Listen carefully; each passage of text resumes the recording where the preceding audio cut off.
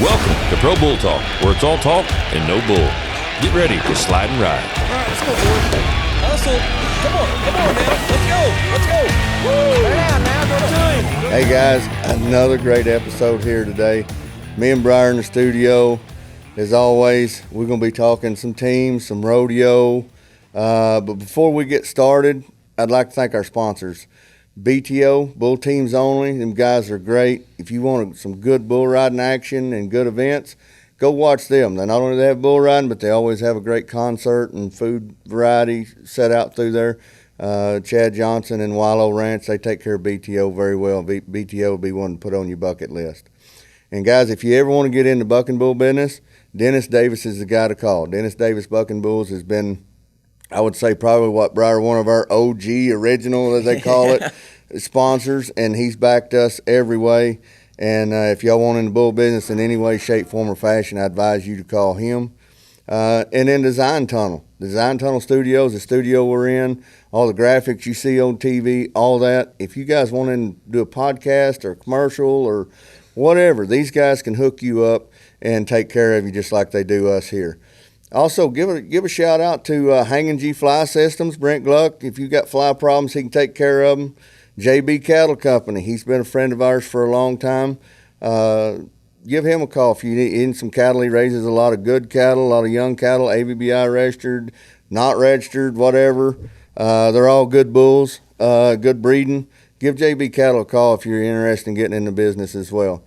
And if you're looking to put on something just a little bit out there, Cactus Rodeo is awesome. They do everything from youth rodeo all the way up to bull team deals.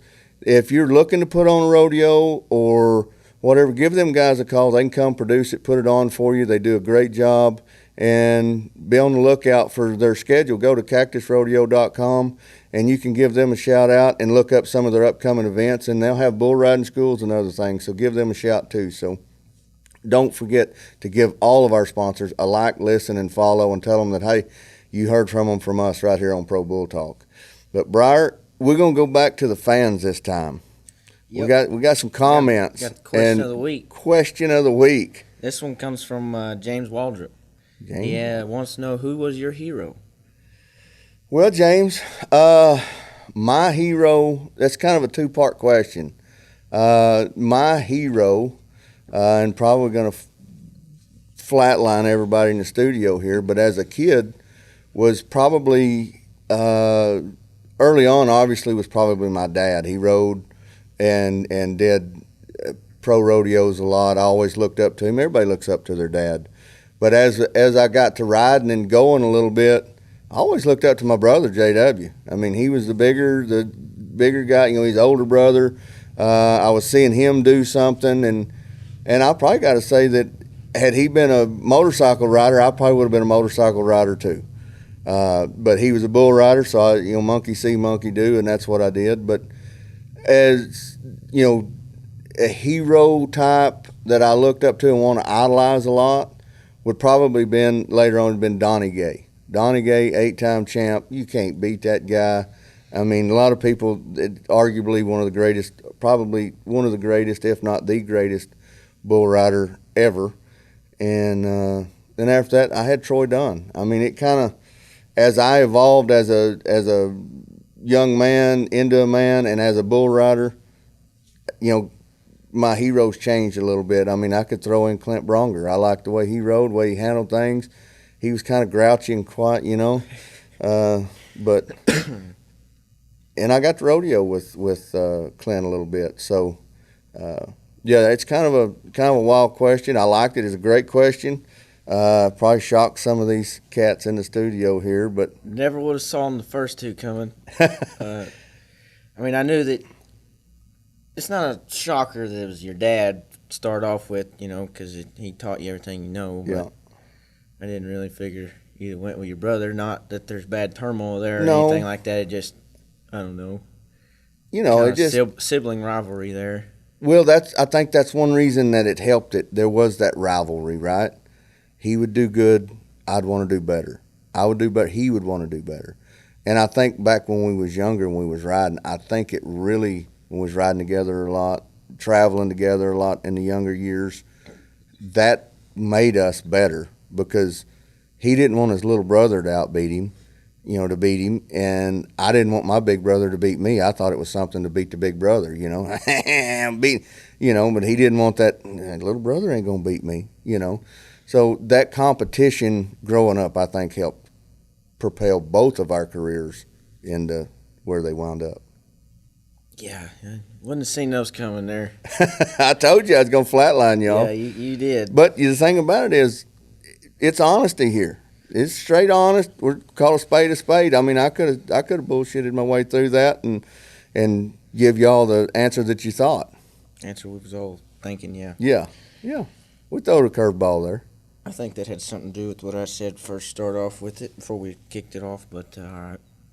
I don't know. I was. What did you say? Well, I said that it was going to be Donnie Gay and Troy Dunn. I thought I had it nailed down to a T. Yeah. Well, just about the time you think that cat's tail, that cat moves. Yeah. Well, I ain't got a tiger by the tail, that's for sure. So, question of the week. Thanks, James Waldrop. I appreciate it. Y'all keep the questions coming, and we'll answer all of them that you send. And again, we're back in the rodeo season. We're back. Me and Briar was talking about this morning. We got 35, 40 days left of pro rodeo. Till the end of September. Yep. To the end of September. I thought it was like the middle part of September. Anyway. Could be anywhere from 30 to 60 days left. Anyway, it is winding down. The season is getting close. The races are hot. They're tight. Riding percentages are starting to come together. And I thought Stetson, we was looking at the stats. I thought Stetson was going to have it on. We got looking at the stats, and his stats ain't much different than Wasey's, man. They are totally neck and neck, and they ain't but 15. I mean, they've been back and forth. One's first, one's second, one back and forth, even in the all-around race. I mean, I think Stetson might run away with it in all-around, but 100%. I think that's sewed up already.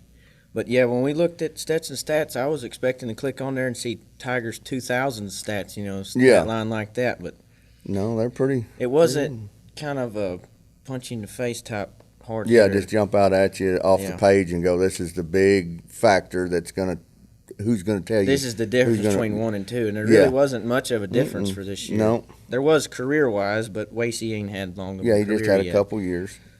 How about old Quinn Anderson?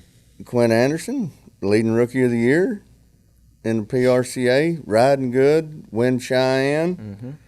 Been hot for about 3 months now. Yeah, been hotter than a pistol. I think he's riding at he's riding pretty good. And the thing about Wasey and Stetson is in the all-around race is they're both, they're 1 and 2 in bull riding, but they're 15th and 16th and 14th and 13th. They're right in there on the saddle bronc and the bareback, right?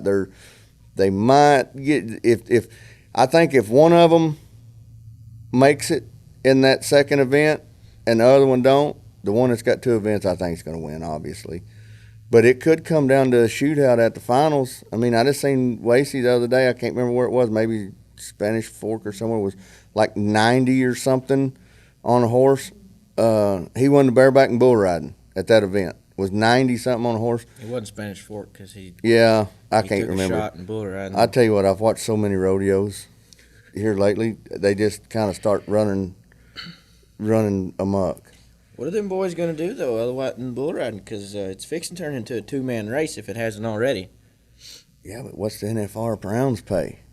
Well, a lot of money, but right now that's $100,000 between second and third. I get that, but that's what, a round and a half? Well, if everybody bucks off, it's full 100,000. What's the rounds pay? Is it? I can't remember. Is it 30 or? It's right at 40. 40. Okay. And then you get up in the average and you get rolling and going. That's asking also Stetson and Wasey to falter. You got Kai Hamilton in the wings too back there, and he stands out and stands proud at the NFR. When he gets to Vegas under the bright lights, he usually shows out. Mm-hmm. I mean, the last time he was there, you got to figure, the last time he was in Vegas, he got his lights knocked out and went home with a gold buckle. Come back from, everybody thought he wasn't certainly finish. Out of it and not going to come back. He missed He come back and got on his. He didn't even miss a round. He come back the next morning and got on his re-ride. Rode his re-ride. And then won the round that night. Yeah, I mean, he stands out. He could get hot out there and placing a lot of rounds, win the average, and jump right up in there in amongst them boys. I mean, I don't know. That's still asking a lot from Stetson. I mean, Stetson right in Vegas. Yeah. I I mean, get it. I understand you, and the blue shirt and all that. You bet. But there's the blue shirt bonus don't happen as big during the NFR as it does during the regular rodeos. I think because I think everybody's somebody when they make the NFR. You know, everybody kind of gets pretty close to the there's same. not that added favoritism. bonus for making the NFR points because it's the NFR. I just asking him to falter is not something I see happening. He has. I see him. Well, that was when he got hurt. I know. He's healthy. That's something you cannot take out of this sport. It's the most dangerous sport in the world. Something could happen in the first or two rounds, and I hope and pray that it does not. I hope everybody stays healthy and everything's great, but you can't write that out of what could or might happen. Now, you can't bet on that to happen, of course. No. But as we all know, dreams have been won and lost in Vegas, and it can happen. Anything can happen. So it's not out of the mathematical realm of a guy from, say, 6th or 7th, I think, could make a run if everybody above him faltered just a little bit. 7th is JR at 130, and Stetson's got 300,001. Well, let's talk about JR for a minute. I like JR. JR has got the highest riding percentage right now. Yeah, I think it's 80. 80% ride average. Oh, 70. 70. 71. Okay, we went 80, 70, 71. Where are we Well, going I now? thought it was Okay, 80. all right. It's 71. Come on, statistician. All right, 71. You got the computer in front of you. So 71% ride average. That is, I mean, if he's getting on 100 bulls, he's riding 71 of them, bucking off only 19. Past 45 days, he's been on 21 bulls, rode 15 of them. There you go. He's been hot.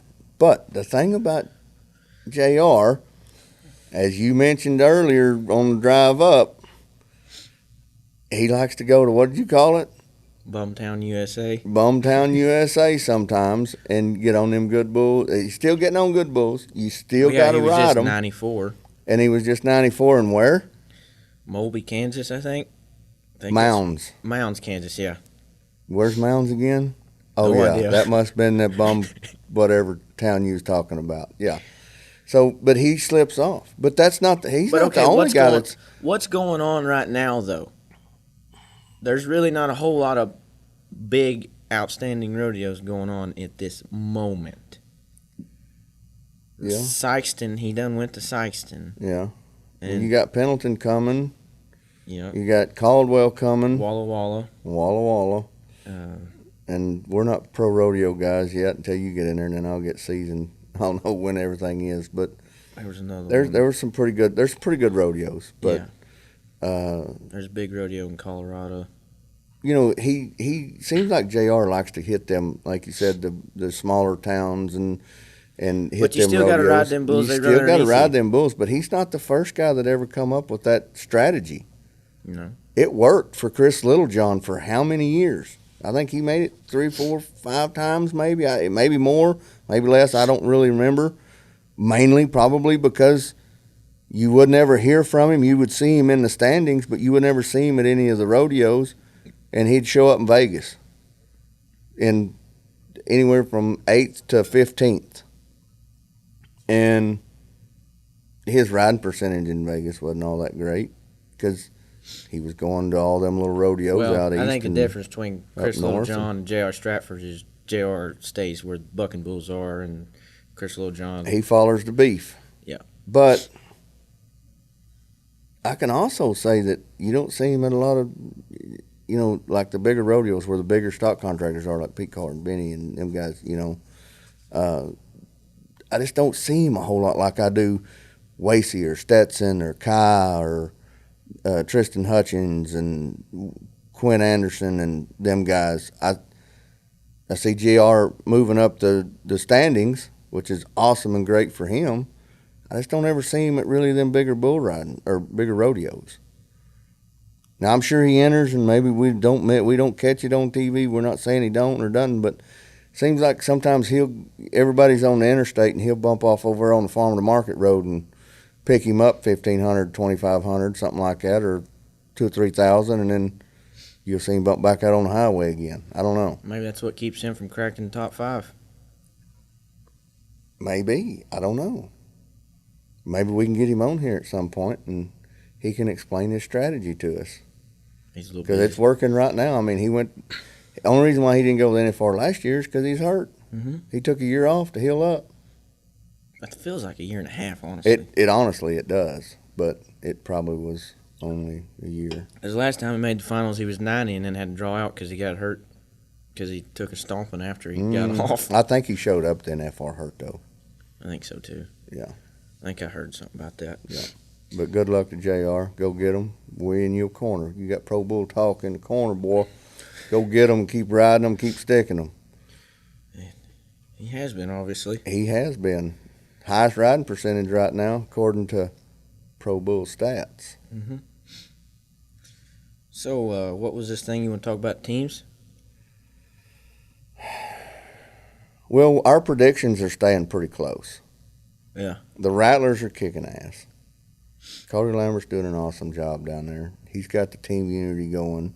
And the top 3, really, you got Rattlers, Ridge Riders, and Kansas City. Them guys, it seems like they got their shit together. They know what's going on. They've got their team, and they're ready to rock. They're in shape. They're ready to go, game shape.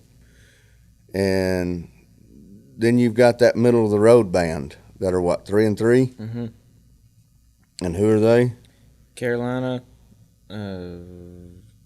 Nashville, and Missouri. Austin. Or no, Austin. Swap out Austin with Nashville. Yeah. So them's the middle 3: Carolina, Austin, Missouri. You said Carolina first. Carolina, Austin, Missouri. They're the middle 3 Yeah. at 3-3. Then Nashville's 2-3, and then Wildcatters and Mavericks are both 1-5. So you got your 3 big dogs up there that's got it going on, and then you got the middle 3 that are just they're winning some games, but they ain't got things quite lined out, figured out yet. And then the bottom, you called it, I missed it. And it's still pretty early in the season, but unless there's some drastic changes, I can't see. I mean, you'll see the top 3, they're going to shuffle around a little bit. The middle 3 is going to shuffle even more, but I don't think they're ever going to it's going to be hard for them to get from the middle to the top 3. You know what I mean? I think you're looking at where everybody's going to be. Now, they may go up a notch or down a notch or, whatever, but I think they're going to stay pretty close right there. And one reason that we're slacking a little bit on some of our stats on the teams deal has got to go to the great and excellent. Your hero. I mean, I don't know how they do it. Let's be honest. Could PBR fuck it up anymore? Where do you watch the damn thing? I don't. Is it Fox News? Is it CW Channel? Is it CBS Sports Channel? What the hell is it on? And when is it on? I don't know. I mean, because don't you have to pay for the round on Sunday? Is it with Dr. Phil, or is it going to be Geraldo Rivera, or the fucking Cartoon Network next week? I don't know. Nobody knows. No, and when a fan tries to express that, Sean Gleason gets on there and belittles Lights them. him smooth Belittles up. them. Belittles him and says, I don't care if you're a fan or not. That's the PBR CEO, guys. Just so, there you go. What a guy. That's the guy I want running my company. If it was a dog shit company, I'd tell you what, that guy's horrible. How do you mess it up, Sean? How is it that messed up? Like, get it somewhere. Get it to where you can go on and watch, or where you can go back and replay. Here's a $1 million question right here. $1 million. Back 5 or 6 years ago, before PBR started hip-hopping all around these networks and everything, playing hopscotch with networks, the Cowboy Channel offered them the same deal that PRCA got. Said, hey, come to our channel.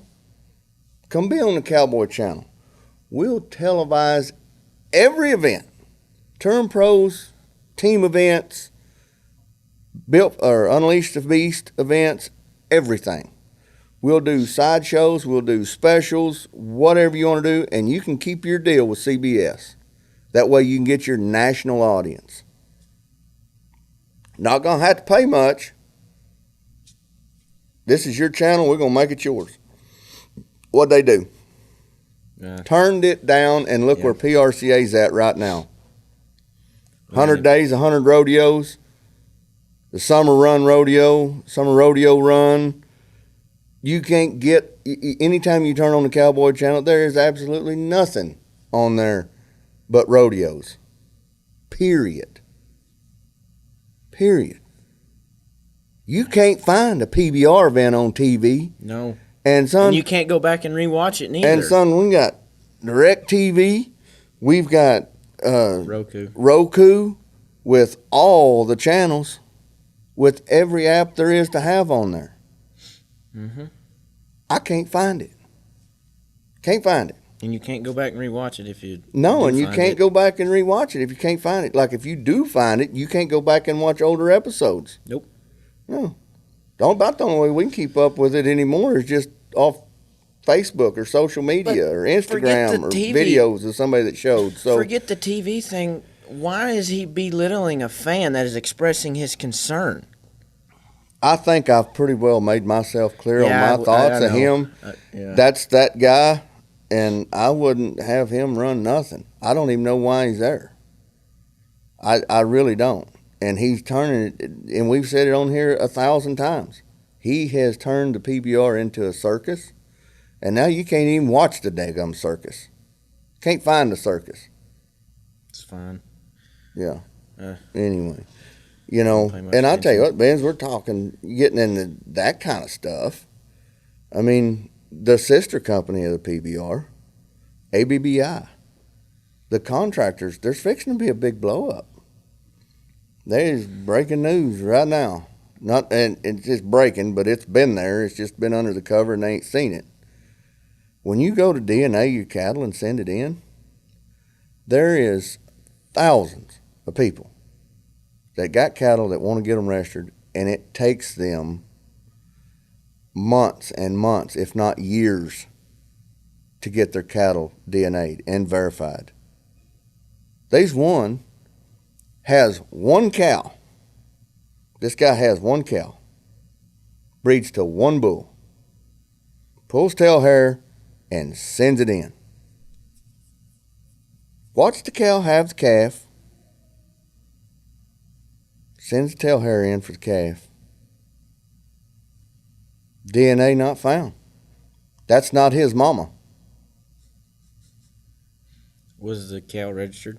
The cow's registered. The sire is registered. One cow, one bull, same pen. So nothing slipped over from the pasture or the neighbors. There wasn't a jack-o'-lantern in the woodpile. No, it was guaranteed that way, and ABBI can't get it right.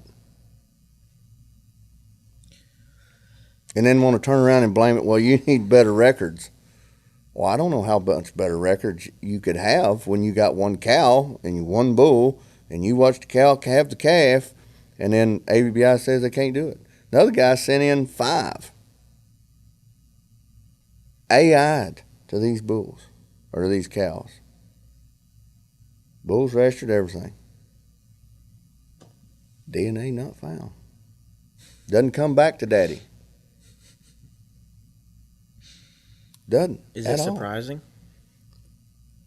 You know, this is the thing. So back in the day, and I was around back then, when the breeding got started, right?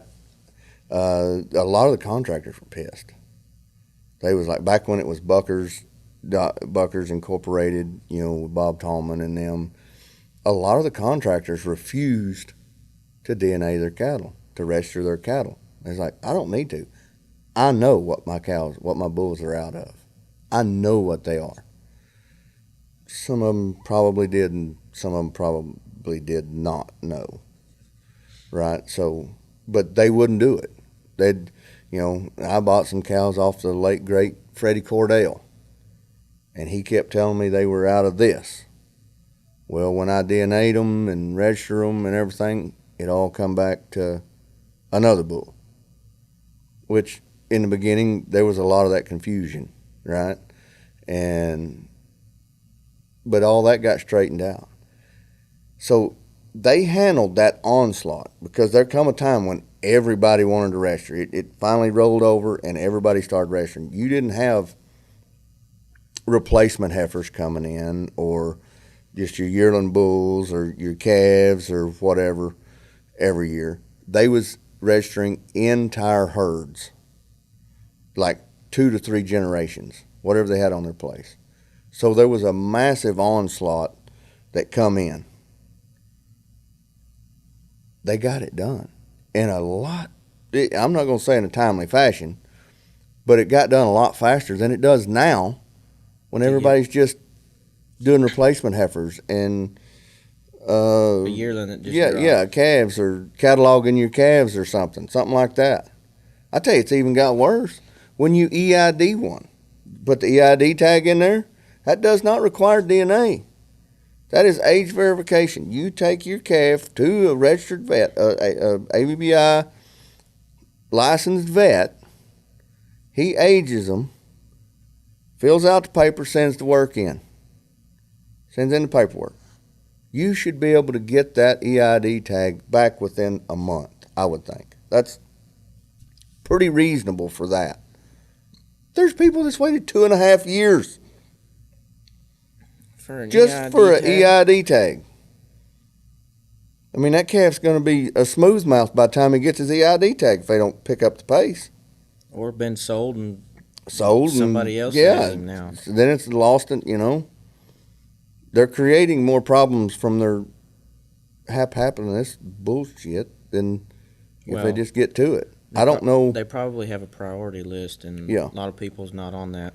I think they could streamline that. I'm not calling anybody out in the ABBI. I think that is something very well that they need to look at and get into and streamline it a lot better, because it could rerun better. And if they don't get it figured out soon, there's a lot of these guys that don't want to go through the hassle and the fight to get these calves, to catalog them, because you catalog them when they're calves, and then when they get better, then you go ahead and send the DNA in and whatever. They're not wanting to fight through that, so now they're registering them at a later date after they've proven themselves, and there's a lot of them calves that would have been in the system that could have been sold to somebody had they been registered, that are just going to the sale barn. Mm-hmm. And they're going to say, well, them calves wasn't good enough. That's why they went to sale barn. Bullshit. One of the greatest sires, I promise you, if he was born today, we'll go to Houdini. We'll talk about Houdini. Houdini was a jumping kicker, buddy. Didn't turn back to about 4 or 5 jumps out there. You put that calf today, put Houdini as a calf today, that calf wouldn't make the first cut and be on the truck to the sale barn by morning. Yeah, because a lot of stock contractors just want to give up on a young calf because he don't turn back. Mm-hmm. Some of them just have good kick, good timing. You put a rider on them, put spurs in them, and they want to do something. Bushwhacker wasn't great. No, he ran off. As a fraternity calf and all that. So a lot of these guys, they don't want to put up with the hassle and the BS of getting things registered. They send them to the sale barn. And as good as the cow market is right now, $2,500 a round for a yearling calf, let's go. Ka-ching. Yeah, but I mean, the buck and bull market, they're taking that. They're taking what you get at a sale barn and putting that on top of what they'd selling for. So If you get buyers, there's not a lot of people out there buying them reject dummy calves, is what I call them, reject futurity calves. because nobody, well, Because they can't go wheeling two with reasons. them right now. Two reasons. You can't go in with them. And secondly, you can't find a rider that wants to get on them. There is lots of issues there, yes. There's tons of them. So Yeah, but if you had a mind, you could take a business model that we embraced not too long ago and would buy them reject futurity calves. We'd buy anywhere from 2 to 10, and we'd go through them. Y'all'd get on them. The good ones, we'd send them to the feed yard. The ones that didn't work, of course, went back to the sale barn, or we sold them to another used contractor at sale barn price. We didn't tack on another 1,000 just because he's chute broke or whatever. We'd let them go. But then we'd kick the good ones out and come back. Now, we didn't have no bull of the years or none of that, but we had some excellent team bulls. We had some, and some of them made excellent youth bulls. And then we even had some go to some cups and even on some team deals, some PBR team deals. We had some go up there. Mm-hmm. So, there's great bulls in there that a lot of people are just flushing down the toilet at the sale barn. just getting And rid of them why? because they don't have springs on their feet. And why do they do that? One of the reasons? Because it's a pain in the ass to get them registered, to fight with the ABBI, and the ABBI sit up there and tell you you're stupid. You need to keep better records. You're not paying attention. Now, that go back to that one guy that had that one cow and that one bull, and they're saying it didn't come back to neither one of them. How is this possible? ABBI can do a daggum better job at it. And that's why a lot of the cattle are going to the sale barn. I've talked to many contractors. I get messages all the time, private messages to me, because I put my phone number out here, and I'm all over social media, so y'all just look me up on there. I don't need my phone blowing up all the time. But unless Sean Gleason wants to call, then he can call. You got my number. I know you do. But anyway, the ABBI can do a better job. A lot of the great cattle is just getting pushed off to the side. Well, and I think another part of it is judges at the level everyone wants to go play at's one-minded. Like Oh, absolutely. they're if they're not leaping in there and doing it right there in the door like a whoop-paw or not taking anything away from Manhatter. Manhatter is a bucking bull. He bucks. Mm-hmm. But if you look at the past world champs, past 5 years or so, all the world champion bucking bulls have been kind of the same style. Mm-hmm. I mean, Yeah, that's what the judges are looking for, and that's what everybody wants to breed to, right? Well, because that's all that's winning. Well, a lot of people will look on what HD and Dillon's doing, what the pages are doing, and they'll follow suit with what they're doing, and it creates. I mean, it's really just which one's got the prettiest coat, because they're all going to have springs and leap up in there, and as long as they don't fall, you got a chance to be 90 and you're going to win. Mm-hmm. But I really think, go back and look. I don't know how Whoopah did in the futurity system. I think he fared pretty well. I think the top bull that I seen going to be a bucking bull of the year, it was riding solo. He did good as a futurity calf. He did good as a classic or derby, and then a classic, and then went on to be a two-time PBR bull of the year. That's one of the very rare deals. I think Bruiser did it too. I think Bruiser had something like that. A little bit. But Bruiser, let's face it, Bruiser was 10 years ago. Good Lord. Yeah, you're right. You see what I'm saying? Yeah. But they breed for that one thing that's winning. And I think Bruiser really started that high leap. Bruiser. Everybody wanted that old high leap. Long John. They were right there together. Yeah. Which cut out an Asteroid. Mm-hmm. Asteroid was a dirty bucker. I'm not saying that in a bad way at all. That dude just bucked.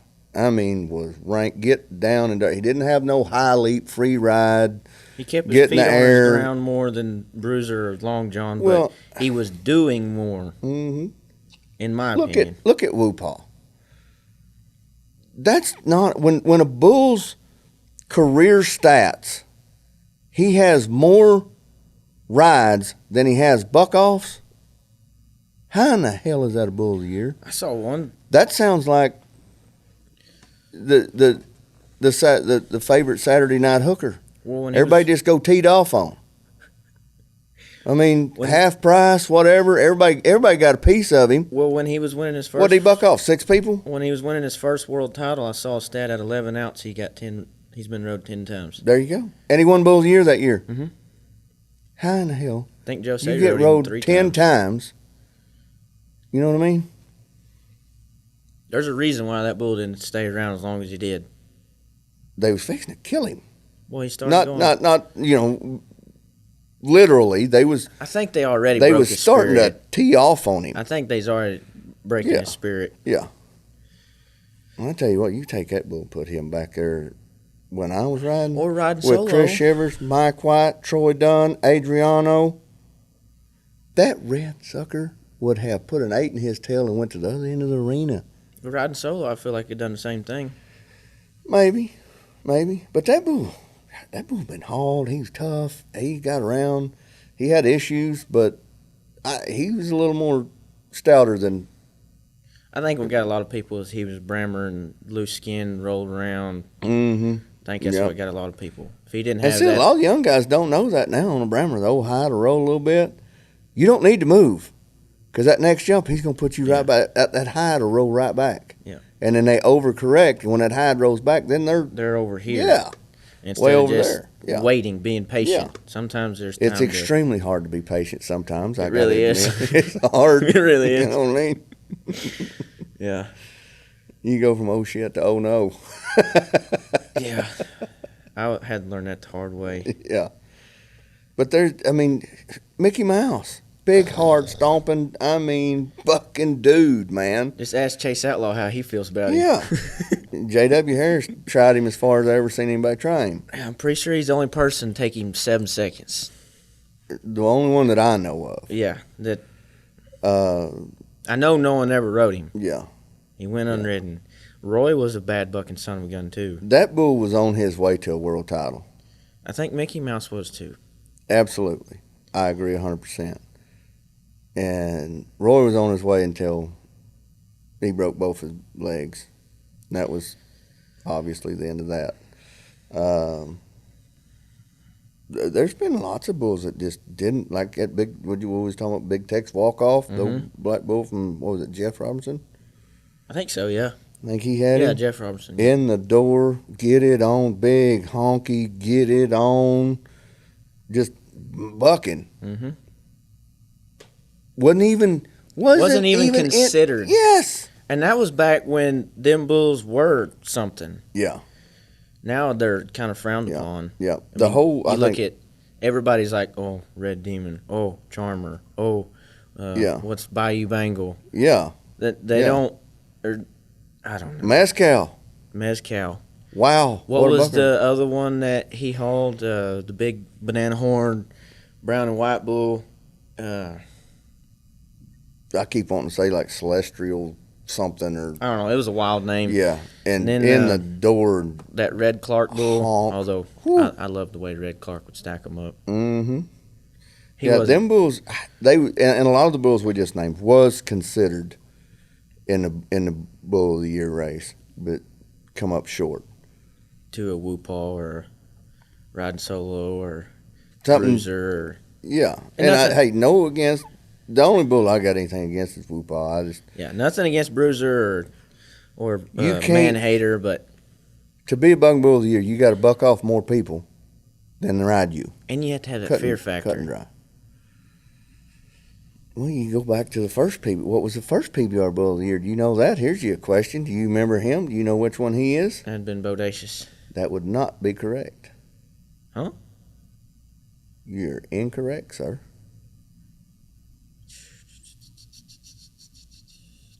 He was a cute, long eyelash muley. Babyface. Really? Babyface. Terry I thought Williams. he was a little bit later. No. Jump out there, just swap ends and go. There was no fear factor on him. Was it Promised Land or Moody Blues that won the world when you? Promised Land won it the same year I did. Moody Previously was Moody. Moody, yeah, I think. Who Or no, was- Panhandle Slim maybe. Who was 97? Probably Slim. 97 and 90. No, I think it went Slim, Moody, Promised Land. Could be wrong. I'm 100% probably wrong. Yeah. I thought You didn't? Babyface. I thought Babyface won it later, like won it in between 97, like 94. 94, 95, 95 maybe. You maybe we'd have to go back. Bodacious might have got it first, but I don't think I so. could have swore he did. You got your computer. I gotta look. You gotta look. Here we go. Pulling the stats out. I gotta look. Yeah, because I would coulda almost bet swore- money it was or Babyface.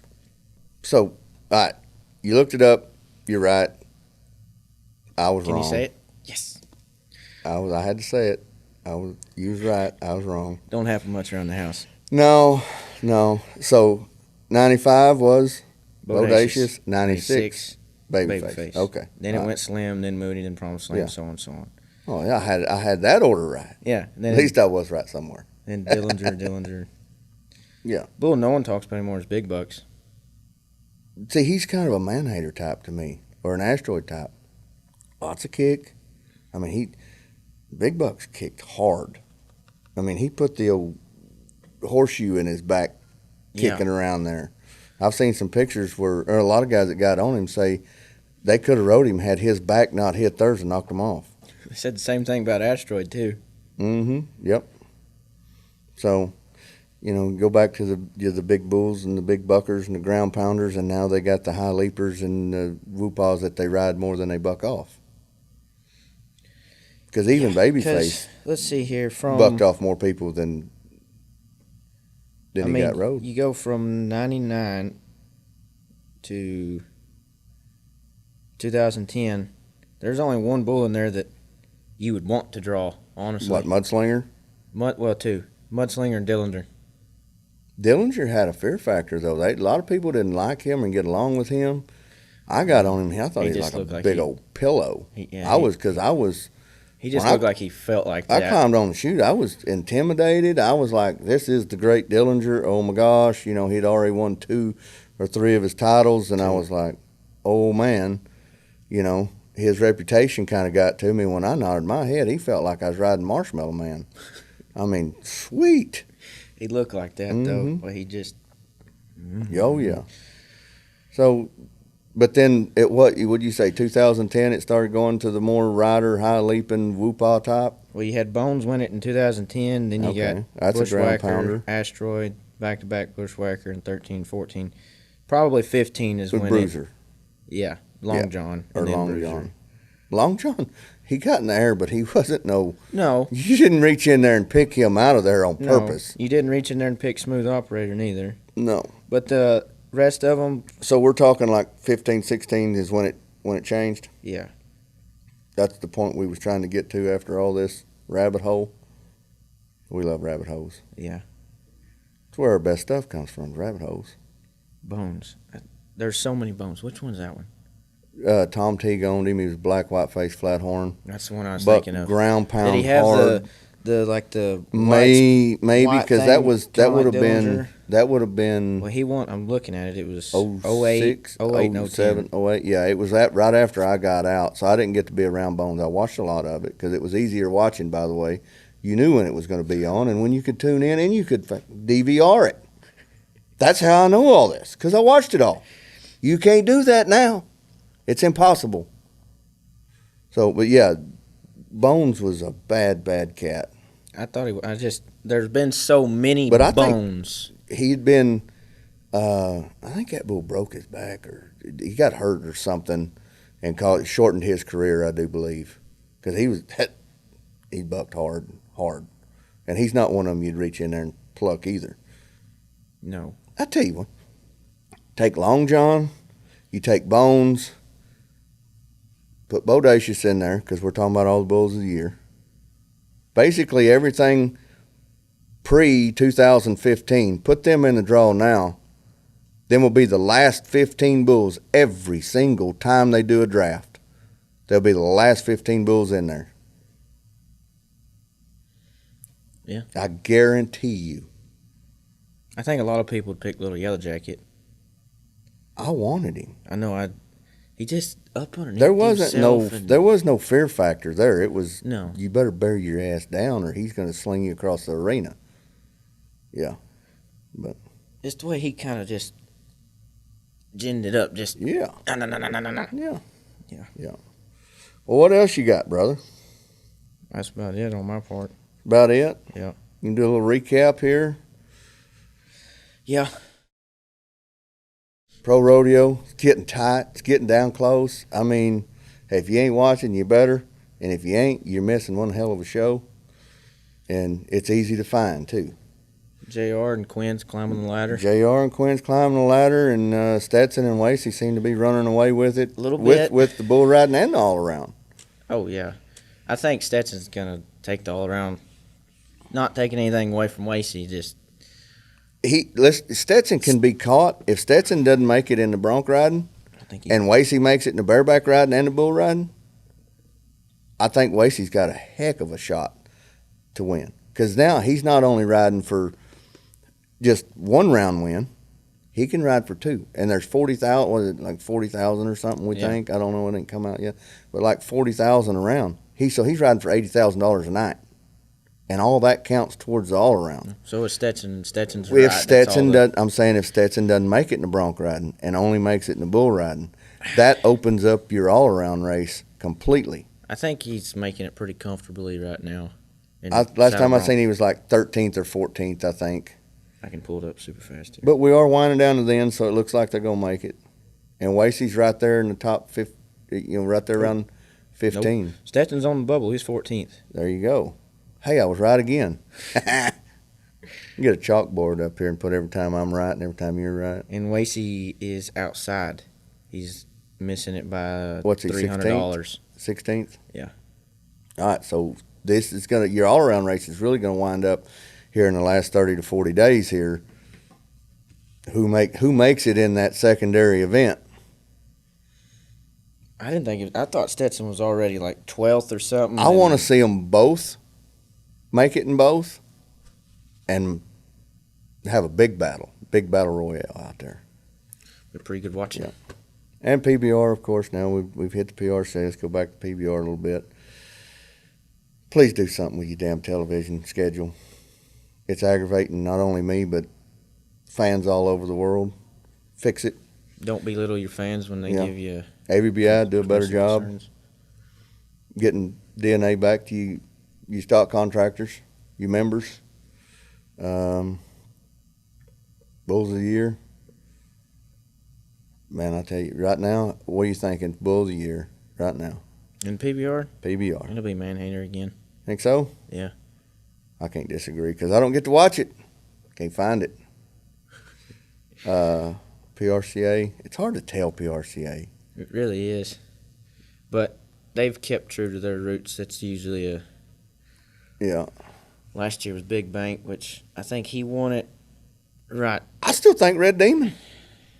But I haven't seen him hauled very much. He's been out. I know he has, but I haven't seen him, you know what I mean? Try to make that push. Well, maybe I'm just a Red Demon fan. I know I am. Yeah. Well, speaking of fans, thanks for watching, guys. Man, we appreciate it. And again, thanks to our sponsors again. We can't stress it enough. Get a hold of our sponsors. Look them up. Give them a like and a listen. BTO, Bull Teams Only. They're the big kahuna that make things roll around here. Go to one of their events. Great bull riding action. You get a lot of bulls rode, and you got a great concert afterward. Good food venues, everything. They're growing, getting bigger. Get in now and go see one. You'll be a fan, I promise. And guys, if you want to get in the bull business, period, you ain't got a place, you ain't got a ranch, you don't even know nothing about it, but you want to be a part of it, call Dennis Davis Bucking Bulls. Dennis is a great guy. He can get you in there. I mean, if he's good enough for Dana White, I got he's good enough for just about anybody. Give Dennis a call for all you bull needs. And a big shout out here to the studio, DesignTunnel Studios. They've been with us, again, from day one. All the design work, the sound, the audio, everything. There's not a better place. So if you want to do anything podcast-wise, commercial-wise, they do all kinds of things. Just give them a call. Them guys are great. Jimmy and the boys will take care of you first class. And give a shout out to Hanging G Fly Systems, Brent Gluck. If you got a fly problem, give that guy a call. JB Cattle Company. You want to buy some good cattle? That's the man. And if you just want to sit on the phone and shoot the breeze, that's another one for you because he's full of it. We like JB. Cactus Rodeo. They put on everything from youth events to even bull team events. They produce a lot of youth rodeos, open rodeos. So if you're looking to put on an event in your town near you or in your backyard, give Cactus a call. They'll be first to help you. And again, guys, thanks for listening. Thanks for watching. Give us a like and a listen. And until then, we'll see you next time.